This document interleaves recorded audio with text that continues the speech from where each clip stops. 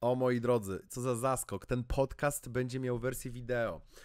Słuchajcie, mam ogromną... Cześć, nazywam się Andrzej Tucholski, jestem psychologiem biznesu, strategiem od skuteczności i twórcą koncepcji osoby wysokosprawczej. I to powitanie jest inne niż zazwyczaj w tych podcastach. Jeśli słuchacie teraz moich słów w formie audio, nic nie tracicie, bo... Znaczy tracicie gestykulację profesora, do czego zaraz przejdę, ale jeśli chodzi o wiedzę, absolutnie wszystko jest w 100% takie samo w wersji audio, jak i w wersji wideo. Po prostu trochę gestykulujemy, ale nie pokazujemy żadnych przedmiotów, nie ma też slajdów. Więc jeśli słuchacie teraz tych słów gdzieś na Spotify'u czy na iTunesie, absolutnie zapraszam do kontynuowania. Jeśli za to widzimy się na YouTubie, cześć, macham do Was, zaraz zobaczycie profesora. Co Was czeka? Czeka Was, moi drodzy, to, że gdańskie wydawnictwo psychologiczne już opublikowało najnowsze wydanie książki profesora Roberta Cialdiniego Wywieranie wpływu na ludzi. Jest to polskie tłumaczenie nowej, zaktualizowanej i rozszerzonej wersji, która oprócz różnych rzeczy, oprócz tego, że ma szersze przykłady, bardziej współcześnione przykłady, oprócz tego, że ma podsumowania na końcach rozdziałów, ależ miałem zaćmienie, zawiera również dodatkową formę wywierania perswazji, dodatkową zasadę wywierania wpływu na ludzi. To, co teraz słuchacie, całe to nagranie, ten odcinek jest oczywiście reklamą, zawiera promocję książki, jakby to, że miałem okazję przeprowadzić wywiad, zostało uzgodnione i jest za aprobatą oraz za organizacją wydawcy, czyli właśnie Gdańskiego Wydawnictwa Psychologicznego GWP. Ja za przeprowadzenie tego wywiadu żadnej kasy nie dostałem, ależ oczywiście proszę brać pod uwagę, iż jestem osobą bardzo mocno stronniczą tutaj, ponieważ zarówno profesora lubię, jak i no właśnie współpracuję z wydawcą. Jeśli chodzi o moje opinie względem książki, zostaliście uprzedzeni. Ja z profesorem Cialdini, co ciekawe, miałem już raz okazję rozmawiać. Jest to jeden z najważniejszych, najbardziej rozpoznawalnych, chciałem powiedzieć, psychologów, na jakich możecie sobie zgooglować. Jest to profesor zajmujący się wpływem społecznym. Jest to też profesor, z którym miałem właśnie okazję kiedyś rozmawiać, jak jeszcze współpracowałem z moją uczelnią, na której miałem przyjemność studiować, a także zdarza mi się prowadzić zajęcia, czyli Uniwersytet SWPS. I lata temu miałem okazję rozmawiać z profesorem, teraz połączyliśmy się znowuż w celu pogadania o tej nowej książce i wywiad poświęciłem przede wszystkim, miałem ograniczony czas i starałem się go jak najlepiej wykorzystać. Po pierwsze, szybkiemu i bardzo sprawnemu przedstawieniu tego, czym są zasady wywierania wpływu na ludzi, jak o nich myśleć, jak do nich podchodzić, jak je zauważać i jak być na nie wyczulonym, bo one służą zarówno do dobra, jak i niestety do zła. I drugą rzeczą jest to, że poprosiłem profesora i skręciliśmy tę rozmowę w bardzo nacechowany politycznie kierunek. Bardzo starałem się wydobyć od profesora, który jest człowiekiem monumentalnie doświadczonym, czy ma jakieś rady, żebyśmy się lepiej dogadali jako społeczeństwo, żebyśmy się przestali krzywdzić jako społeczeństwo, czy da radę jakoś zbiorczo wywrzeć na siebie wpływ i żeby ten wpływ był pozytywny. Wywiad jest w języku angielskim, a za co już teraz, więc tak, uprzedzam, że jest w języku angielskim za swój akcent oraz ogólne zdenerwowanie, no bo jednak rozmawiam z jednym z bardziej znanych psychologów na świecie, za swoje zdenerwowanie i regularne lapsy językowe. Przepraszam i mam nadzieję, że w ciągu nadchodzących kilkudziesięciu minut dowiecie się czegoś, co będzie dla Was inspirujące. Jeśli chodzi o wstęp, to tyle i przed Wami profesor Robert Cialdini. Without further ado, my guest today is Professor Robert Cialdini, the author of Influence, the Psychology of Persuasion, the book that changed the entire field in 1984. And right now in Poland, we are preparing for the launch of the new and expanded edition of the original Influence, the Psychology of Persuasion. Professor Robert Cialdini, aside from being an esteemed psychologist, a teacher, a writer, a researcher, is also a consultant. You have worked, for example, with Barack Obama on his presidential campaign in 2012, I guess it was. Am I right? Yes, that was both 2006 and 2012. Oh, congratulations on that. Professor, hello. It's so good to be, thank you for the opportunity to speak with you now. I'm looking forward to our conversation.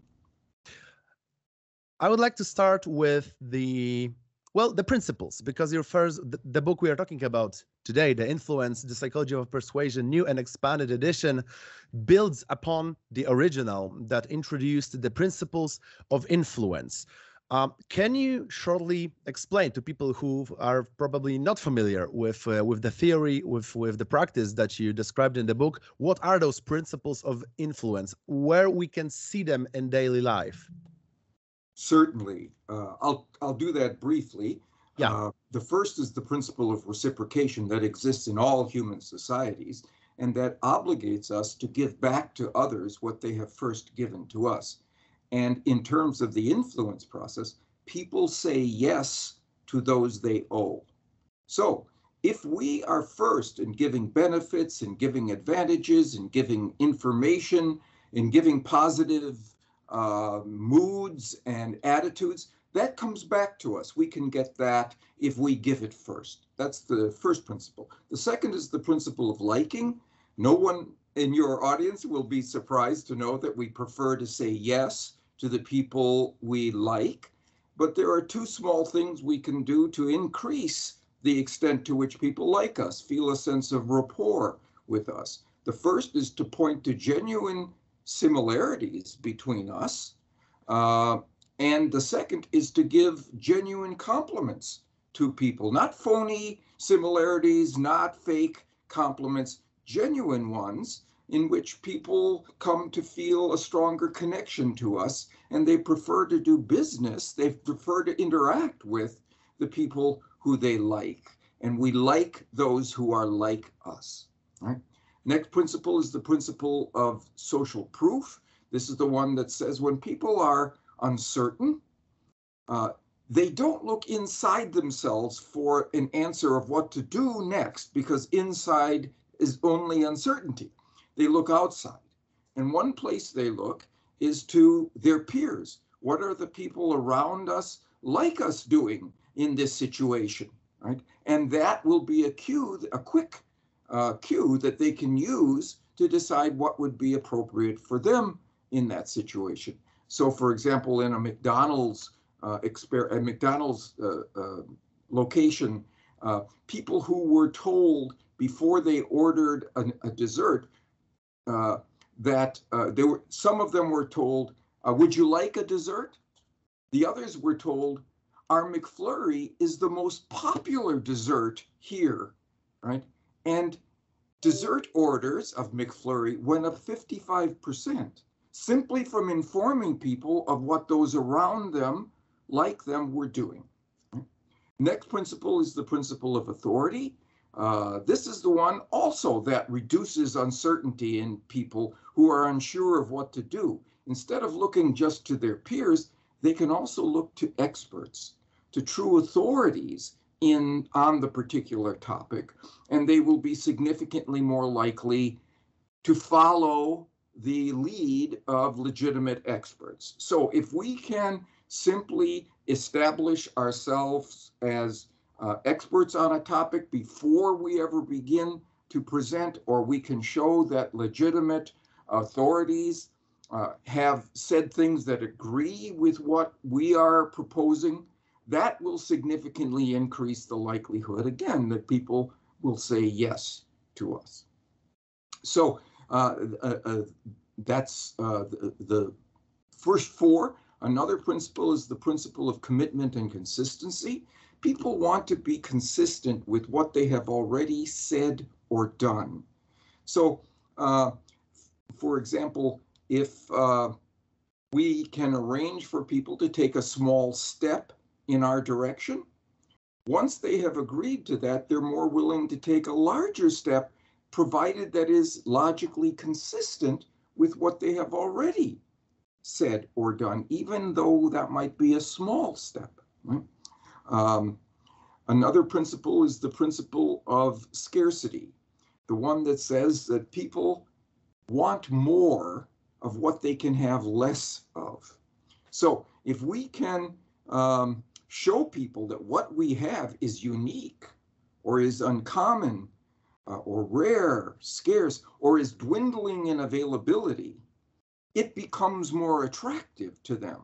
So this is the sort of thing that we can be sure to put at the top of our presentations if we want to move people in our direction, show them how what we have to offer can't be gotten anywhere else. It's a commodity, it's a service, it's a product, it's an idea that they can't get anywhere else. That makes them want it more. And then finally, the seventh principle is the newest one. It's the principle of unity, the one that says that people group the world into those people who they can use the term we to describe, and all others. And those people who are inside the categories of we, the people who share an identity with us, we are much more likely to say yes to them because of that shared identity, that shared connection, right? So those are the seven principles. Thank you very much for that. The new and expanded edition, aside from more streamlined experience, thanks to the examples, then also the updated shelf of examples that comes with the e-boxes, it also, as you just said, introduces the new principle, the principle of unity. It's the principle that we prefer people that we can say about somebody, he is one of us, the collective we. What's the difference between this principle and the second principle? What's the difference between being of us and like us? So if you want to influence my group, and you can convince us that you are not just like us, you have similar tastes in clothing or music or fashion or restaurants, or you are not just that, you are one of us. You have a similar identity to us, then we're much more likely to say yes to you. I'll give you an example from a study that was done on a college campus, a university campus, where researchers asked a young woman who was about the same age as most college students and who was dressed like a college student would. So there was a lot of similarity there, right?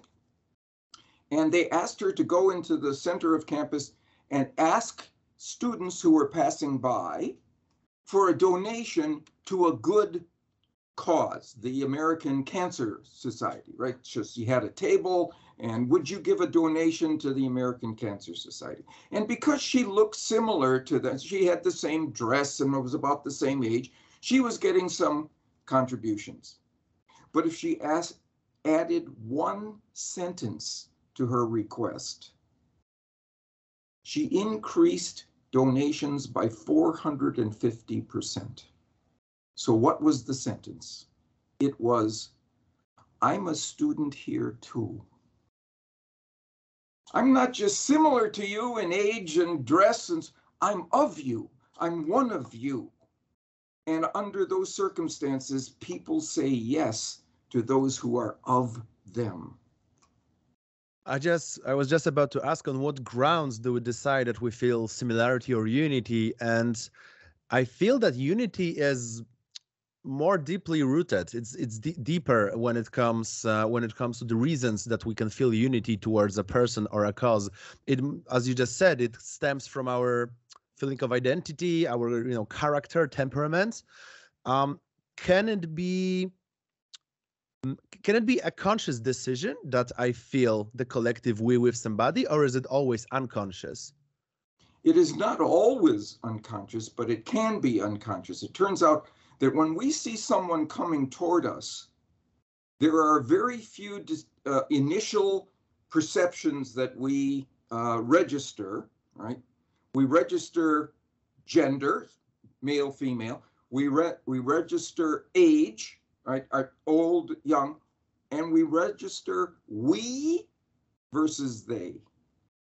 Is that person one of us? So it's an automatic response, but it's something we can consciously arrange for people to feel with us. So for example, having a common workplace identity, for example. Something like that happened to me a while ago, in which I needed a favor from a colleague in my psychology department. Let's call him Tim, because I was writing a grant proposal and it needed to be in the mail the next day. And as I was reviewing it one last time, I saw that there was a section of it that wasn't really very convincing, because it didn't have the data that it needed to really make the point compellingly.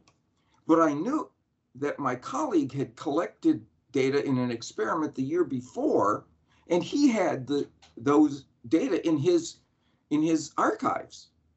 And so I sent him an email, and let's call him Tim. Right? I said, Tim, and I explained that I needed to get this grant proposal the next day, and I needed some data that I knew he had. Could he send that information to me? Go into his archives, get the data out, configure it into a message, an email attachment that he could send to me, and so on. And I said, and I will call you to discuss the details of this. Well, I should tell you that Tim was known as being an unpleasant man. He wasn't a nice guy. He was sour and irritable and negative most of the time. So when I called him, he said, Bob, I know why you're calling. And the answer is no. No. Look, you say you have to do this thing in a rush. I have things I have to do in a rush. You say you're really busy and you need this right now. I'm a busy man too, and I can't be responsible for your poor time management skills. Bob, I'm sorry. The answer is no. Oh. So, before I saw the research on unity, here's what I would have said. Come on, Tim, I really need this. It's due tomorrow and I don't have it, and my proposal won't be optimal unless I get this in there. He had already said no to that, right? He assumed you're going to pledge to the better angels of his nature, and he was already, nope. And he already said no. So here's what I said instead. I said, Tim, we've been faculty members together in the same psychology department for 12 years now. I really need this. And I had the data that afternoon. I just reminded him that we were of a unit. We were of a social, we had a social identity that we shared. And the rule is, inside those units, we say yes to the people that we share that membership with in our important social identities. And they can be political parties, they can be religious denominations, they can be neighborhoods, they can be workplaces like this, they can even be sports fan identities. If you have an identity of a sports fan for a particular football team, right? Then you like the people and will go out of your way to help the people who share your identity. This happened to me a while ago. So I know Polish listeners to this, viewers, don't know American football, but in the United States, the National Football League, very popular. And I grew up in the state of Wisconsin, where the Green Bay Packers are the #1 team in that state, the only National Football League. So I've been a great Green Bay Packers fan. And I saw an article in the newspaper a while ago that said that two celebrities, two musical artists, Justin Timberlake and the rapper Lil Wayne, are both strong Green Bay Packers fans, right? Andre, I immediately became more favorable to their music. Oh, that goes deep, this feeling of And unity. more relevant to the idea of influence, I wanted them to succeed more. They were in my social group. They were part of my identity. I wanted them to succeed more. So there are all kinds of these identities that are possible. And if we understand that and have true connections, like my connection to Tim in the same psychology department, we would be fools not to bring them to the surface before we make our requests of people.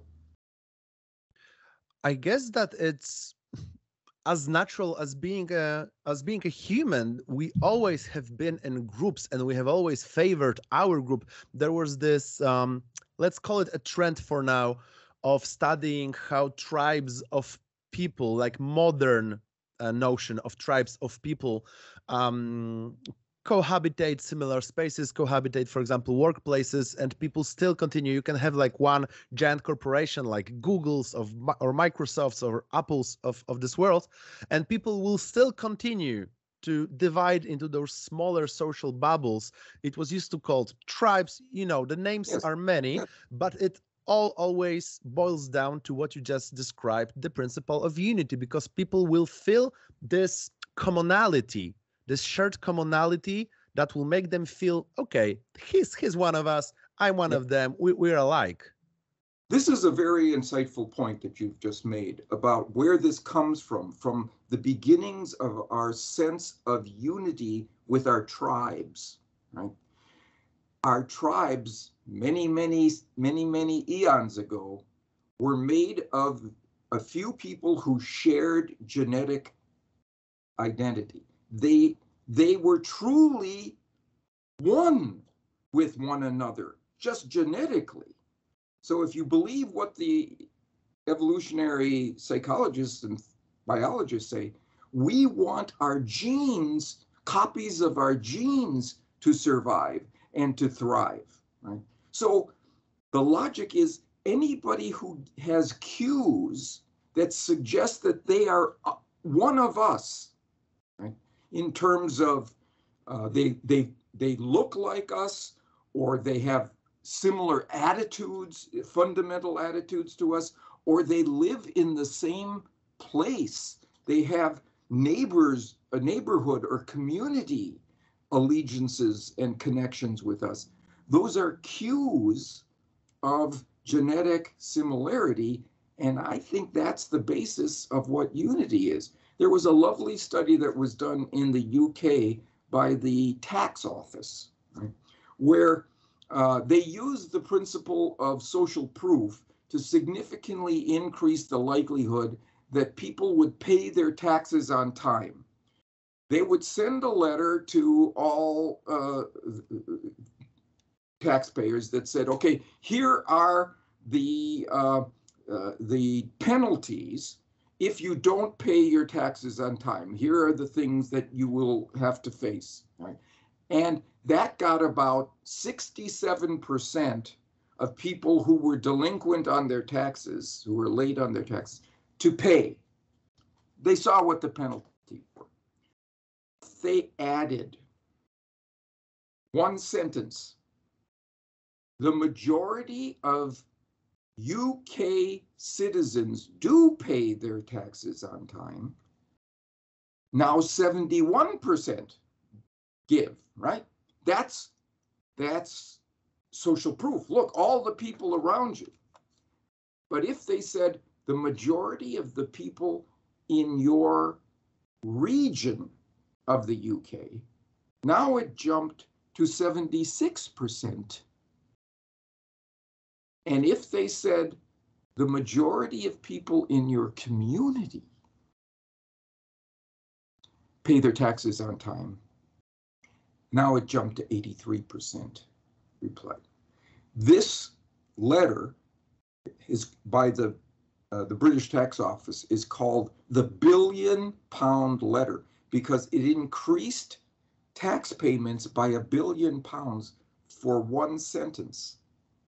But the most effective of those sentences use two of the principles of influence. One is social proof. All of the people around you are doing this. And secondly, they are of you. They are community members, like of the same place as you.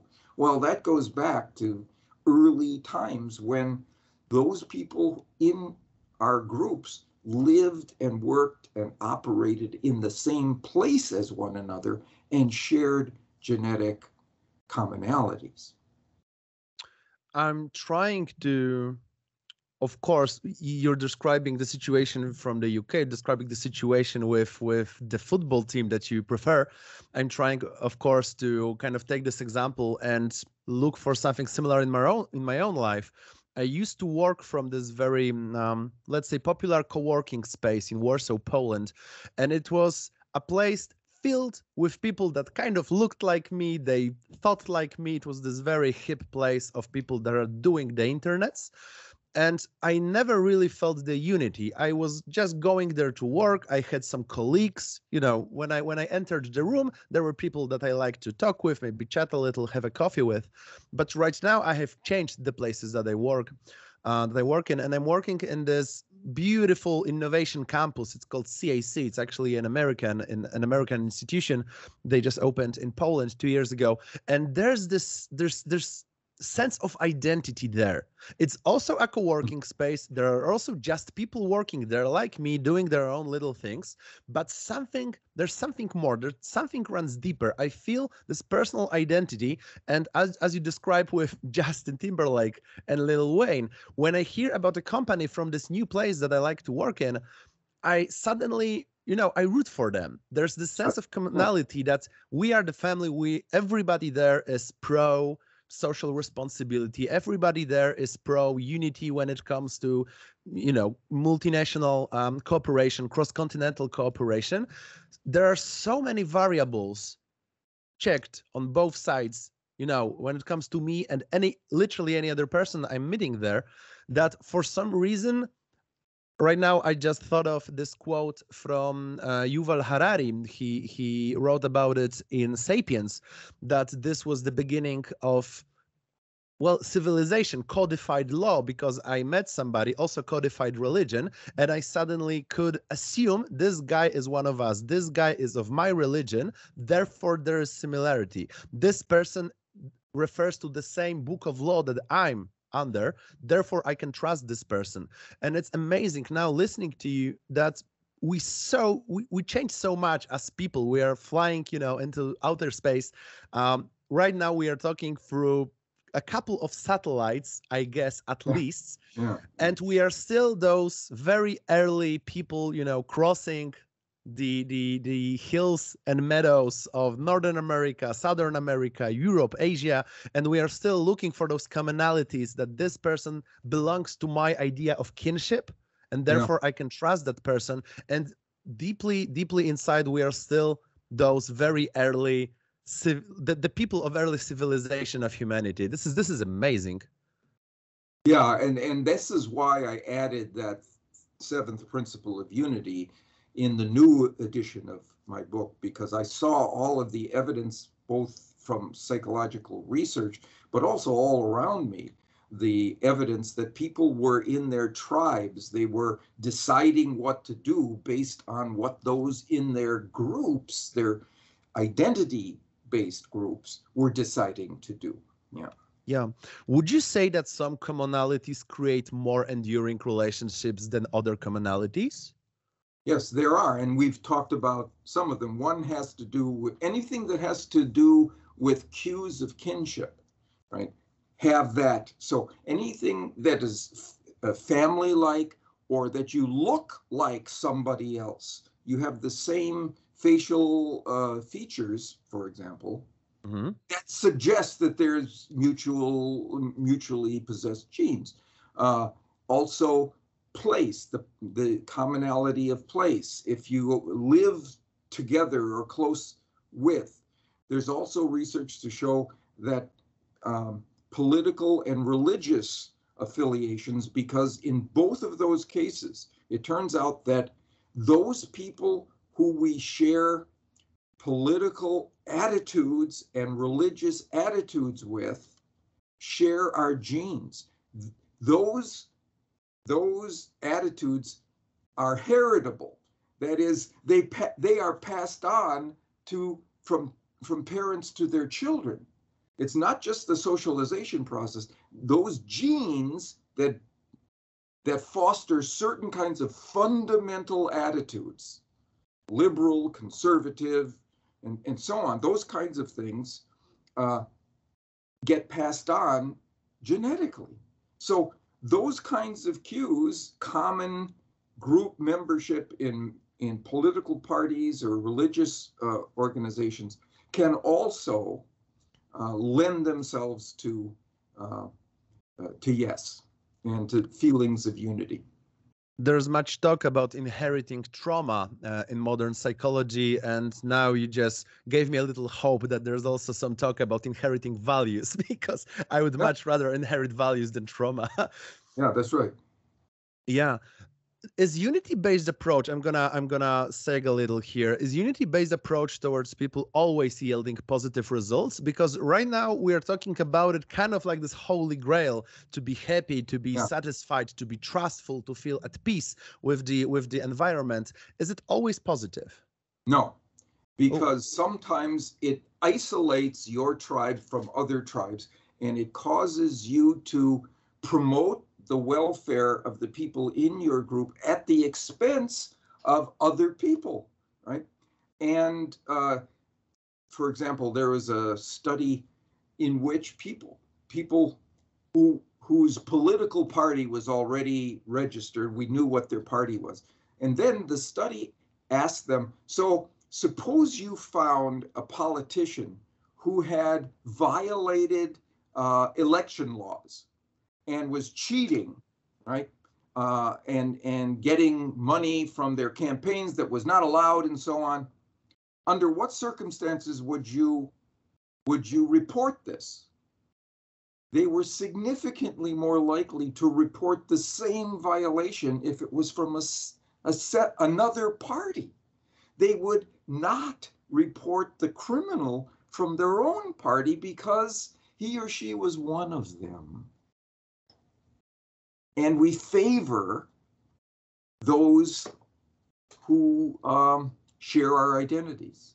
So that's a negative feature. That's one thing that's negative about this principle. And here's the other one. There was a study in which researchers looked at the codes of conduct of various kinds of organizations inside large companies, corporations. These codes of conduct essentially say, here are the rules of our organization, and these are the rules that we live by. Do not violate these rules. So they can involve things like theft of equipment or violating, travel records of how much you spent on a trip and these kinds of things, right? So they've got these things. Okay, and the researchers looked at those companies that in their code of conduct use the term we, our, and us. In other words, said, look, we're all together as a unit, right? We are of one another in this group. The other half, they didn't use those kinds of pronouns. They said employees of our company or individuals within our company. They didn't use these unifying terms, right? And then they looked at how frequently the codes of conduct were violated, right? And it turns out those companies that used unity language got more violations, not less. Why? Shared responsibility? Well, when they did the research to find out, those cheaters, inside every organization, there's going to be cheaters. There are going to be people who take advantage of the rules. Inside those organizations that said, we are one, we are together, we are a unit, those people who cheated saw that they would be less likely to be punished by their comrades, by their fellow members of the group. They recognize that inside a unity organization, people don't harm one another. So they thought, oh, this gives me the chance to violate without being punished. So here's another case where inside these organizations, we can be taken advantage of by fellow members inside those groups who recognize that we're more sympathetic, we're more lenient toward the individuals who we share an identity with. And so we have to be my advice to those companies would be, in the code of conduct, you have to say that any one major violation will result in dismissal, or any multiple minor violations will result in dismissal. We're not going to be more lenient with you. Don't think that out of unity, we will give you a pass. We will allow you to be excused. No. For the sake of unity inside our group, for the purpose of making sure that we have a tight group of people who care about one another, we're going to kick you out if you're not one of us. If you don't act for the good of all of us. One would think that there should be some list of responsibilities attached, for example, to this list of commonalities that would create a unity between, for example, you and me.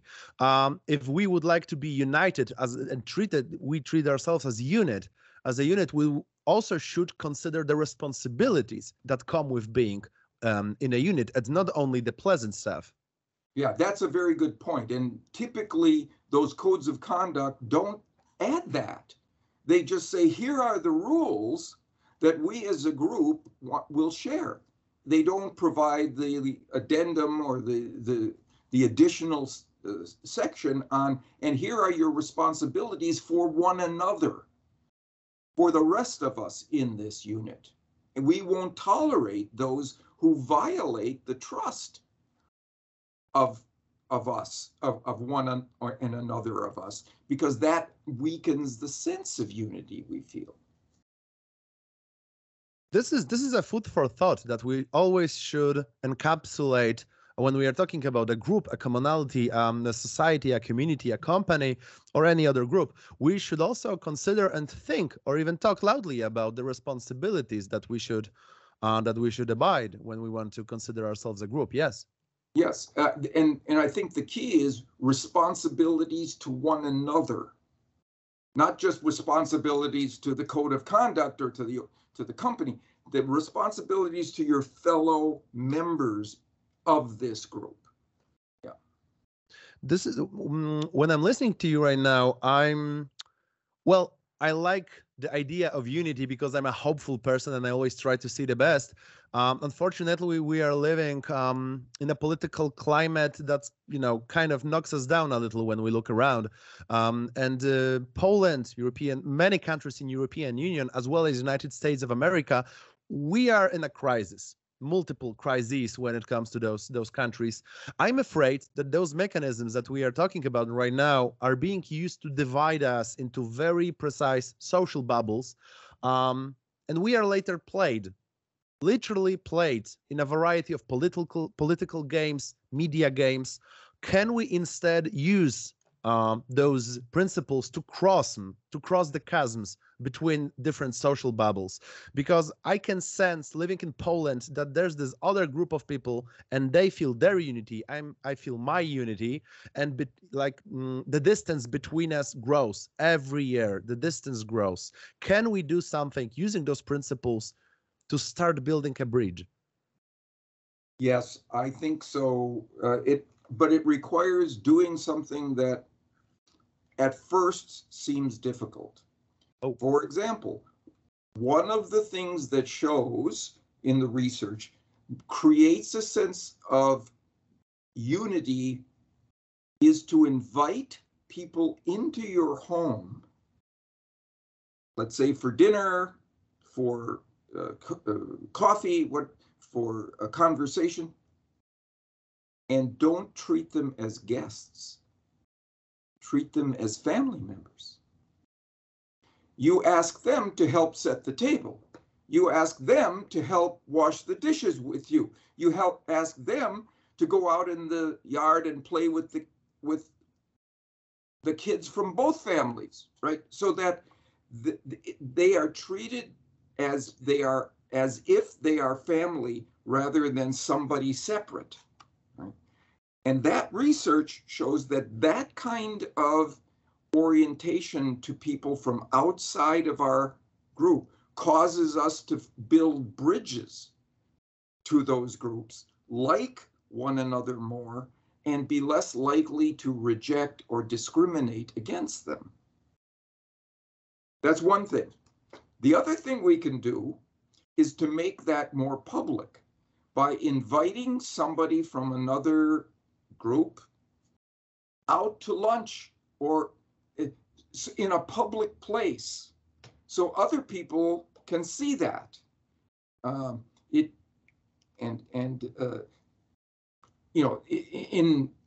Poland, where most people have the same skin color, although not all, I know there are Muslim groups and so on, but in the United States, that means going out to lunch with somebody of color. Mm-hmm. And the people around you see that and say, oh, well, it looks like that's something I could do, right? It becomes normalized. It becomes normalized. Oh, yeah. And the research shows that not only do those people then become less prejudiced against the outgroup just from seeing that they are with somebody from their in-group, right? They then are more likely to do the same thing and have a relationship with someone from the outgroup because they've seen it, right? So that would be a couple of things we can do to use unity to bridge these gaps between groups. One thing that comes to my mind right now is the more precise we are in defining a group, the more commonalities we find, the stronger the unity will be. Do you consider it's possible or even probable that we could create some kind of a higher level, like umbrella-like identity, for example, for Americans, for example, for Poles, for Europeans? Would that solve anything, or do you think people will just quarrel, what does it mean to be an American? Yeah, the research shows that will work, but only for a very temporary time. Because as you suggested, we pull back away from those commonalities and focus on differences.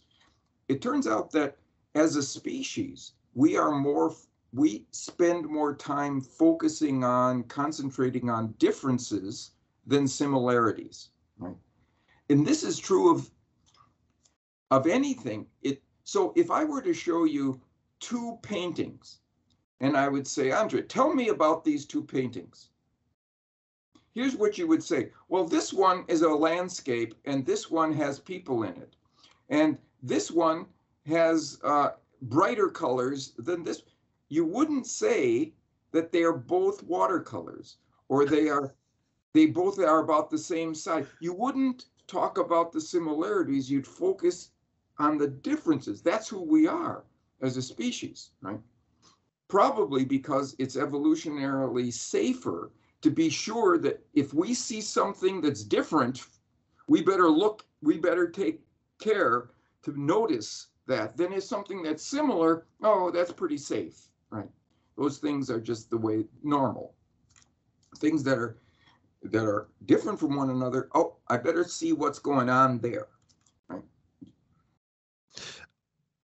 Listening to you and this conversation gave me much hope, because I can sense this feeling of despair, this feeling of apathy that permeates especially younger people, millennials and the Z generation, that there's nothing a person can do to kind of solve the world crisis. We can only wait for the people in power, for, you know, the higher echelons of political power to do something, and this something never happens. Therefore, younger people are, you know, we become disillusioned, and we just kind of apathetically stay there and look how it all crumbles down. And listening to you right now gave me hope, because the last part, the last thing you just told me, it allows me to do something personally. I can enforce my own agency, and I can personally do this little, you know, brick in the wall of bridging the chasm. I can do something personally that will really, and this is backed by psychological research data, this will, you know, move the needle towards the vector, you know, in a vector that's my vector of my values. Maybe just by this little tiny bit, it's going to be 1, you know, promille of 1% of an effect, but I can personally do something that's beneficial to the people around me, to the community around me, to the community I would like to be in more touch with.